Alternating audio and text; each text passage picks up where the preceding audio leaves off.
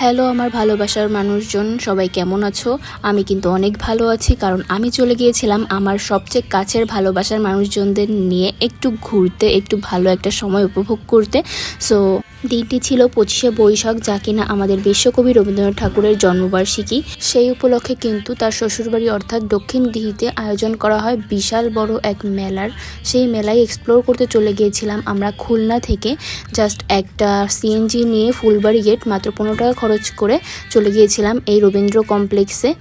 আসলে শহরের বুকে এমন একটা গ্রাম্য মেলা খুবই কম দেখা যায়, বাট প্রতি বছর কিন্তু এই 25শে বৈশাখের সময় তারা এই গ্রাম্য টাইপের মেলার আয়োজন করে। আর এই মেলায় থাকে নানা রকমের গ্রামীণ সব জিনিসপত্র, নাগরদোলা থেকে শুরু করে আরও অনেক কিছু।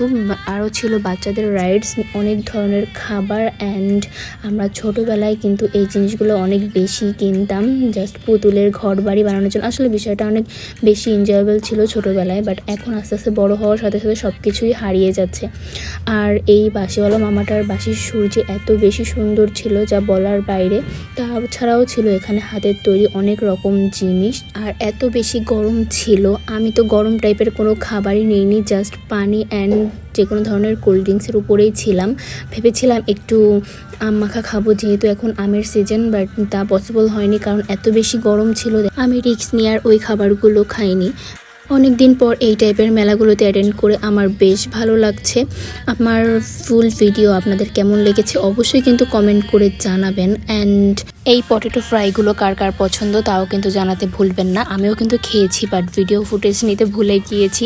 যাই হোক, আমি তো বারবার করেই এই রাইডসগুলোর ভিডিও ফুটেজ নিচ্ছিলাম, কারণ একটা সময় অনেক বেশি চড়তাম, বাট এখন যেহেতু বড় হয়ে গিয়েছি এখন আর চড়ার সুযোগ নেই। তো সব কিছু শেষ করে মেলাটা এক্সপ্লোর করে আমরা চলে গিয়েছিলাম কালচারাল একটা প্রোগ্রাম হচ্ছিল ওখানে। জাস্ট একটু ওখানে থেকে দেন সন্ধ্যা হয়ে আসছিল।